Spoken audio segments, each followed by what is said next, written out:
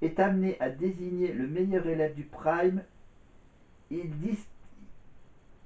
a désigné Sidoine comme meilleur élève du Prime, même si Sidoine est classé à la troisième place du Prime avec une moyenne de 14,25. Même si apparemment Dob n'a pas donné sa meilleure note. Si, Sidoine, oui, il a donné un 16, donc voilà, la meilleure note. Qui c'est qui a donné un 16 aussi? Il y a eu un 16 de. Il y a un 16 de Aspop pour Vanina.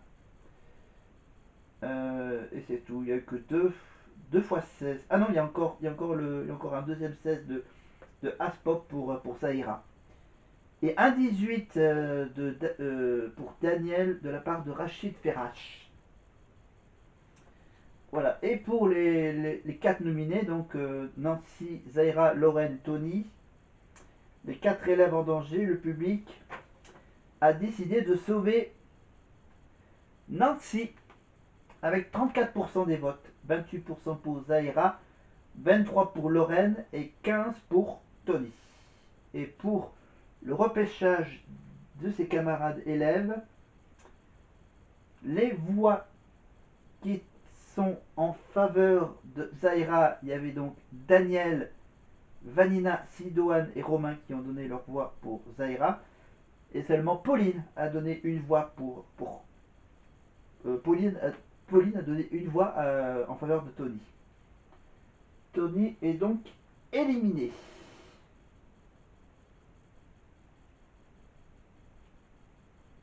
Parce que attends, oui, donc il y avait Nancy, ça c'est Nancy qui a été sauvée par le public.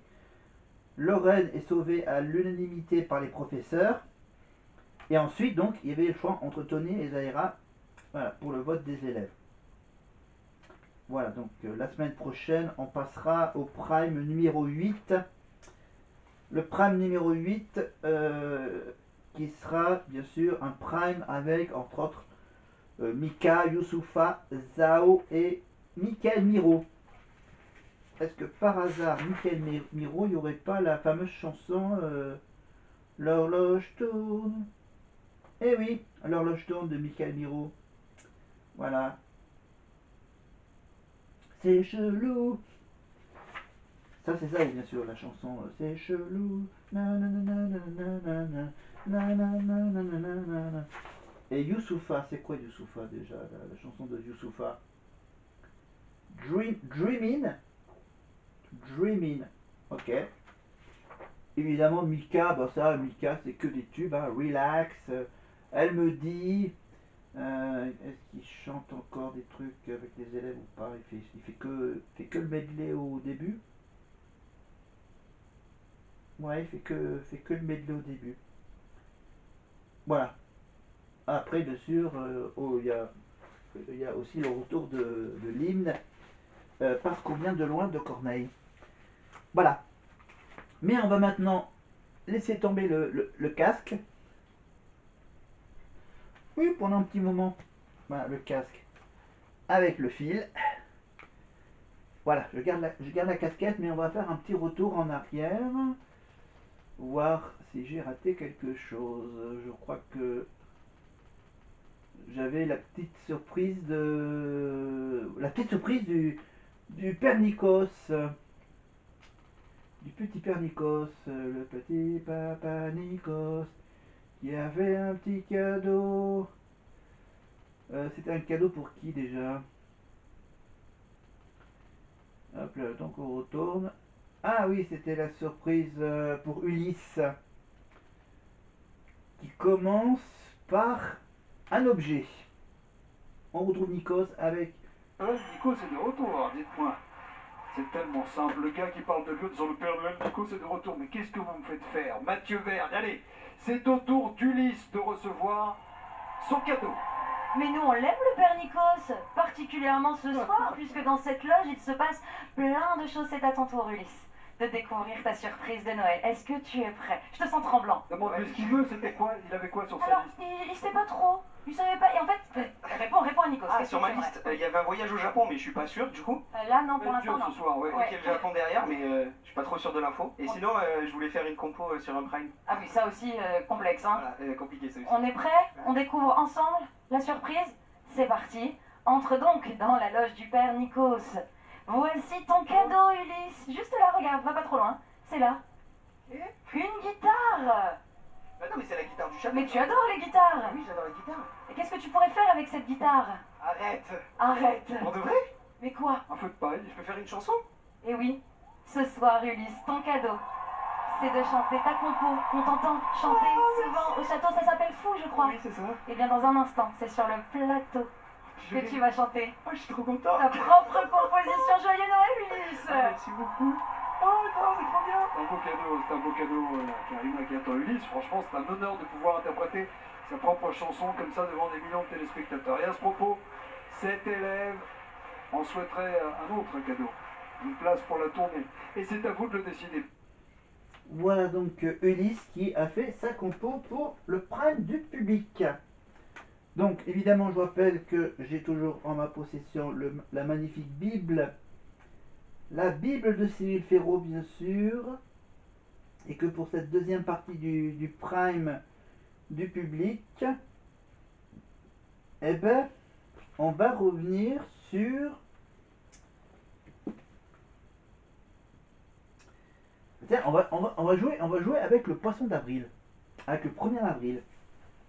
Eh oui, parce que je vais vous poser des questions. Il y a 8 questions. Et il y aura aussi une petite question un peu subsidiaire, évidemment, avec une question d'orthographe. Mais j'ai quand même les 8 questions sur des histoires étonnantes. Par exemple, la première question. En 1938, quelle fausse nouvelle annoncée à la radio américaine par Orson Welles suscite la panique? Quelle fausse nouvelle annoncée à la radio américaine par Orson Welles suscite la panique en 1938? Je me tourne vers vous pour les propositions. En enlevant la casquette. Je vais bientôt aussi aller au coiffeur pour me les couper. Les cheveux. Mais les réponses pour cette fausse annonce radiophonique américaine d'Orson Welles qui provoque une panique, est-ce que c'est en 1938 Est-ce que c'est le premier homme qui arrive sur la Lune? Est-ce que c'est une attaque extraterrestre? Ou est-ce que c'est un tremblement de terre imminent? Donc, imaginez Orson Welles qui annonce à la radio une fausse nouvelle. Une nouvelle qui, voilà, c'est un poisson d'avril. Quel poisson d'avril a imaginé Orson Welles pour l'avoir annoncé à la radio américaine? L'homme, le premier homme sur la Lune, une attaque extraterrestre, un tremblement de terre imminent. Quelques petites secondes de réflexion. En attendant, on écoute. Non, on est sur un magnéto, d'accord, on est sur un magnéto. Donc là, c'est la question avec proposition. Mais à propos de ces histoires de poisson d'avril, de 1er avril, pourquoi on fait des blagues le 1er avril? Je vais vous dire pourquoi on fait des blagues au 1er avril.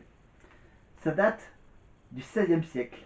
En 1564, l'édit de Roussillon bouleverse le calendrier. Désormais, l'année débutera le 1er janvier et non le 1er avril comme c'était le cas jusqu'ici.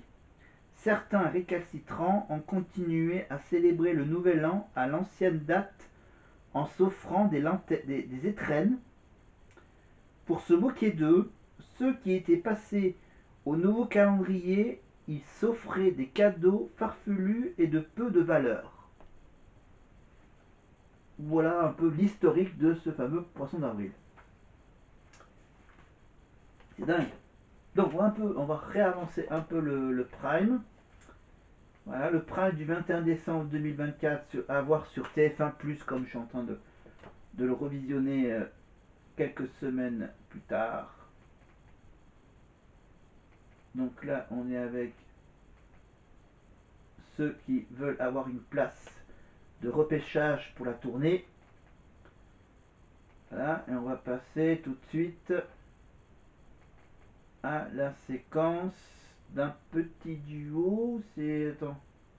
Ah non, on va quand même vous faire écouter juste un tout petit bout de la compo d'Ulysse, qui sera peut-être le premier single d'Ulysse. On verra ça avant l'été. Mais on va tout de suite écouter ce qu'avait écrit Ulysse au château. Nolwenn vous regarde.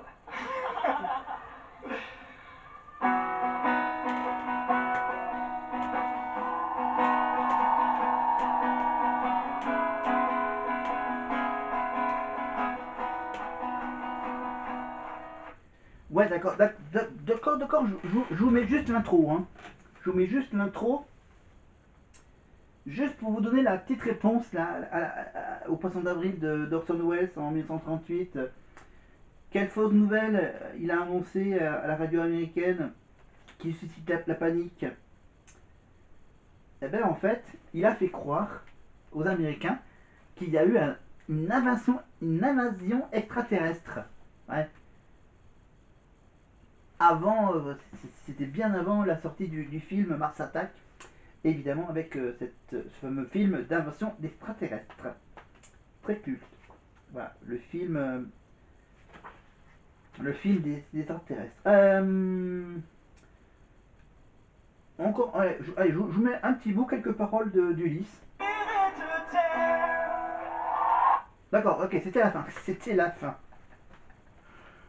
Pour écouter la chanson d'Ulysse, vous allez sur TF1+, vous allez au Prime, dans la deuxième partie du Prime, donc il y a la compo d'Ulysse. Mais maintenant qu'on a fait ça, on va peut-être poser la deuxième question. Tiens, la deuxième question, poisson d'avril.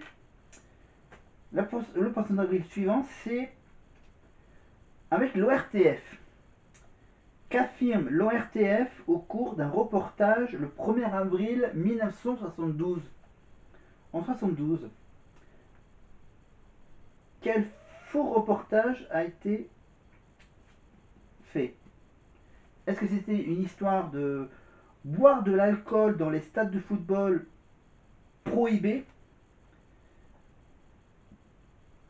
se garer en double fil pour aller acheter son pain, pour aller acheter son pain est passible de prison, ou est-ce que fumer dans les lieux publics, ils ont fait croire que fumer dans les lieux publics était désormais interdit. En 72, 1er avril 72, qu'affirme l'ORTF au cours d'un reportage? Boire l'alcool dans les stades de football, c'est prohibé. Se garer en double fil pour aller acheter son pain est passible de prison.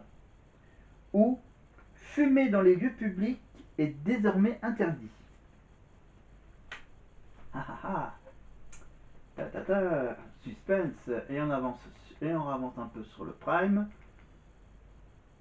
Avec le Starac Mix, ça doit être ça.